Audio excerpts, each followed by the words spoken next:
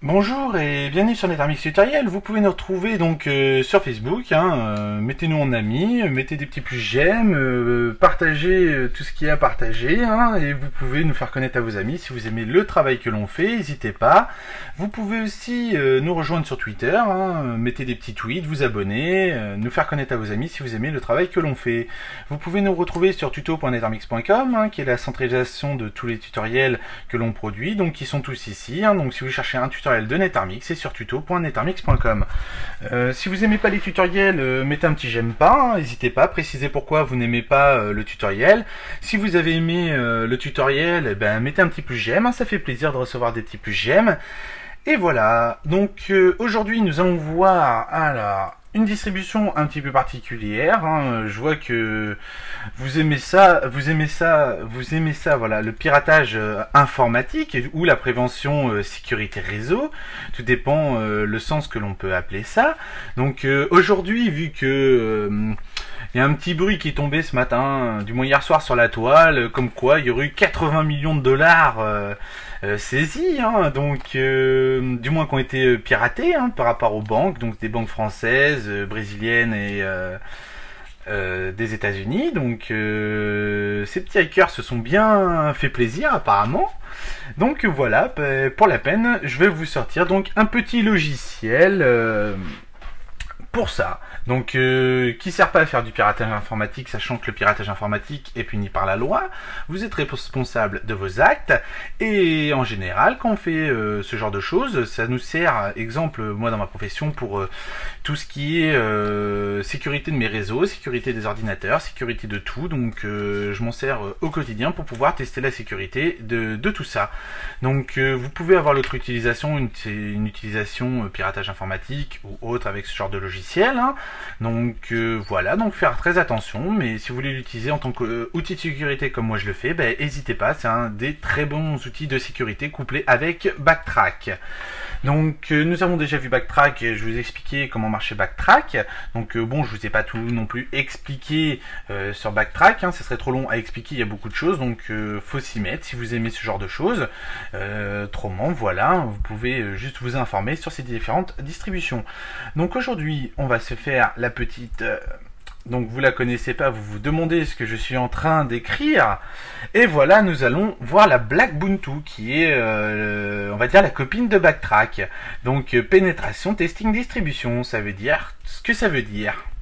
On peut pénétrer, tester, et tout ça bien sûr, depuis notre ordinateur. Donc voilà, nous sommes sur le site de Blackbuntu. Donc vous voyez, très simple d'utiliser, très simple. Donc vous pouvez retrouver de l'aide, le forum et ainsi de suite. Donc vous pouvez cliquer sur Download. Une fois que vous avez cliqué sur Download, donc on arrive ici, et moi c'est la version. Alors moi c'est un X86 que j'ai pris, et c'est celle-là, voilà. Donc en version torrent, pour ça qu'un client BitTorrent c'est très pratique. Moi j'ai toutes mes distributions, je les télécharge par torrent directement, ça va beaucoup plus vite, surtout en cas de plantage, sachant que j'ai pas une grosse connexion ADSL, c'est assez le bordel. Donc quand elles sont relativement grosses, qu'il y a plusieurs DVD à télécharger, le torrent est vraiment la solution numéro 1 pour le téléchargement de tout ça. Donc une fois que vous avez récupéré cette version ici, donc Blackbuntu édition, vous pouvez la prendre aussi en celle-là, en image ISO, c'est la même, vous pouvez prendre aussi celle-là, il n'y a pas de souci, mais bon, moi j'ai celle-là, donc si vous voulez le même tutoriel, vous utilisez celle-là, et il n'y a pas de souci. Donc vous l'avez récupéré. Une fois que vous l'avez récupéré, vous avez créé votre tout ça, et vous allez pouvoir cliquer sur démarrer, comme moi. Et voilà, donc si vous n'avez pas vu les tutoriels, tout sera marqué pour pouvoir faire les installations de tout ça, bien sûr, comme d'habitude. Et si vous comprenez pas, n'hésitez pas à me poser des questions, ce sera un plaisir de vous répondre. Donc voilà cette petite Blackbuntu qui est plutôt sympathique. Donc vous allez vous dire, ta chaîne NetArmix, c'est son spécialité sécurité. Et ben oui, parce qu'on ne sait jamais ce qui se passe sur nos réseaux, donc on est bien obligé de connaître tous ces petits logiciels et tout ça bien sûr. Donc c'est un univers qui est énorme, mais moi sachant que ça fait des années que je suis dedans, mon premier ordinateur c'est un Amstrad, donc vous vous rendez compte le nombre nombre d'années passées sur les ordinateurs, hein, sans compter que voilà, j'avais d'autres ordinateurs, j'ai connu à peu près toutes les distributions et toutes les trucs. Donc après je connais pas tout, mais je connais pas mal de petites choses. Donc voilà, alors notre petit Blackbuntu se démarre, on le laisse faire tranquillement, donc comme d'habitude, hein, faut pas être pressé. Donc moi je vais couper la vidéo à certains endroits, histoire que ça vous fasse gagner du temps par rapport au tuto, parce que moi je suis limité à 15 minutes au niveau de mes tutoriels. Hein. C'est pas que je veux pas faire des tutoriels d'1h30, mais comme j'ai une petite connexion ADSL, ben, le temps que ça charge, ça met 200 000 ans, et en faisant des 15 minutes, ben, je peux charger directement depuis mon petit Camtasia. Donc voilà, donc Blackbuntu se présente comme ça. Donc là je vais vous faire une totale, hein, comme backtrack, hein, je vais vous faire la totale. On fait clic droit open, double clic dessus et on va faire l'installation de Blackbuntu x86. Donc si vous aimez tous ces petits logiciels, hein, ben, faites-le savoir, hein, on pourrait tous en discuter aussi, hein, donc ça pourrait être sympa d'échanger les avis de chacun, d'échanger plein de petites choses, et voilà.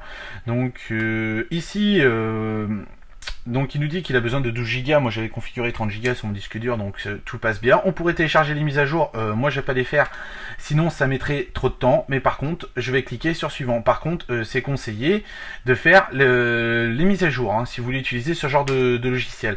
Sachant que les mises à jour, que ça soit Backtrack ou Blackbuntu, il est conseillé de faire tous les mois une petite mise à jour pour être dernière actualité par rapport aux logiciels, des logiciels comme ça. Donc après vous pouvez les faire toutes les 2 semaines, hein. Moi je suis un maniaque donc je fais ça toutes les 2 semaines, donc vous pouvez faire comme moi si vous êtes maniaque, hein. Ou vous pouvez le faire tous les mois, hein, ça dépend. Donc on clique sur suivant. Voilà, tout effacer le disque, on laisse cette option comme ça. Attention, hein, si vous êtes par contre, je précise quand même, parce qu'on sait jamais que vous fassiez pas n'importe quoi. Si vous êtes sur votre version Windows, vous n'avez pas VirtualBox, je vous conseille pas de faire ça. Hein, c'est reset de Windows, plus rien sur le disque dur. Donc c'est vraiment une machine virtuelle. Hein, moi vous pouvez voir, je suis sur mon Mac, hein, et je suis dans une machine Blackbuntu en fonction. Hein, donc c'est une machine spécialement créée. Hein. Donc si vous débarquez, que vous n'avez pas vu comment on fait, je vais vous mettre les liens, vous inquiétez pas, vous allez pouvoir suivre tout ça et créer donc tout ça. Donc là on clique sur suivant et là c'est en train, donc ça va copier. Donc ça va mettre un petit peu de temps, hein, donc je vais couper tout ça, mais là vous cliquez sur suivant aussi. Donc vous avez vu, hein, ces distributions, ça s'installe relativement facilement, hein, sont plutôt pas mal. Hein. On tape un petit nom d'ordinateur, voilà, on fait descendre, donc on peut utiliser la touche tabulation, hein, pour descendre plus vite. Hein. Ça va relativement plutôt bien. Hop, là il nous dit mot de passe trop faible, et voilà. Donc là on clique sur suivant. On aurait pu aussi cocher la petite case de chiffrer mon dossier personnel, hein, c'est au choix. Hein.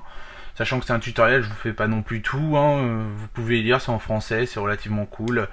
Donc tout se passe bien. Donc voilà, donc moi je vais couper tout ça et je vous dis à tout de suite une fois que c'est installé. Ah ouais d'accord, alors moi j'ai plus de curseur. Ok, alors. Oups. Voilà. Donc si comme moi vous avez, comme ça vous êtes en VirtualBox, vous avez un petit problème, hein, un petit commande C, tac, ça permet de sortir de la VirtualBox sans souci. Donc voilà, à tout de suite.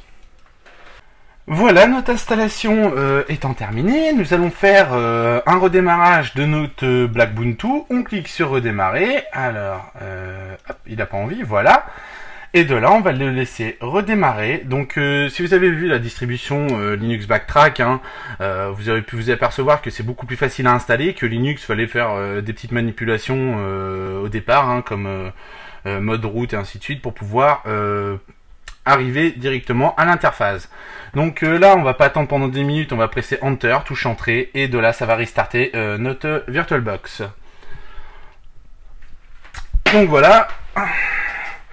Notre petit Blackbuntu étant installé, nous allons pouvoir donc nous amuser avec. Donc on peut voir le super petit logo au démarrage, hein, moi j'aime bien, je trouve ça super sympa, c'est comme le logo devant nous là, je trouve ça relativement super sympa. Donc on tape notre petit password et on va pouvoir, excusez-moi, donc accéder à notre Blackbuntu. Donc voilà, on va le laisser charger 2 petites minutes. Alors, un petit CTRL C, voilà, et on va attendre 2 minutes que tout ça, ça charge bien. Notre petit Black Ubuntu donc étant redémarré, bien installé et ainsi de suite. Donc là je vous ai fait une petite totale. Hein.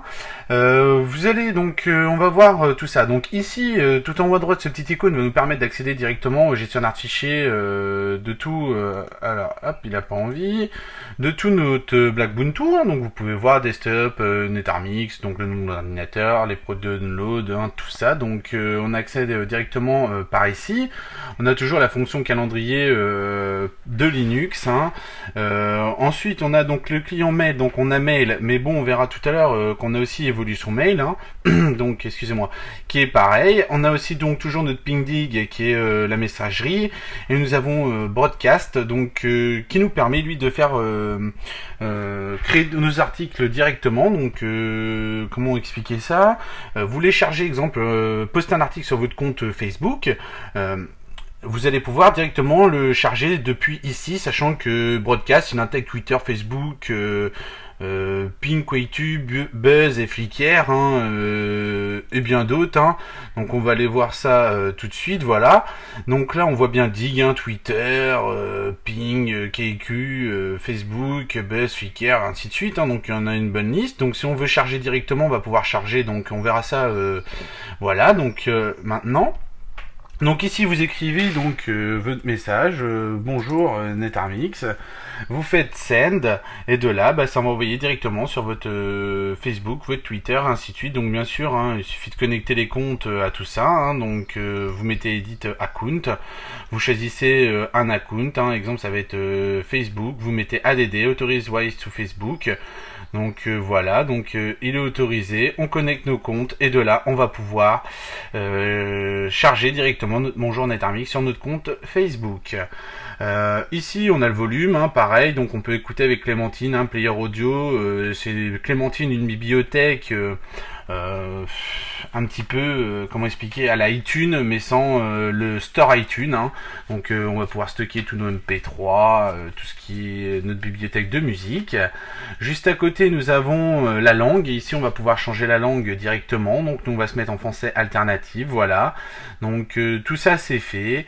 Cette icône c'est pour cacher au niveau de Windows, hein, donc moi j'utilise pas trop, mais vous voyez il nous met hide all Windows show to desktop, donc ça veut dire que on va pouvoir cacher tout ça hein, si on veut.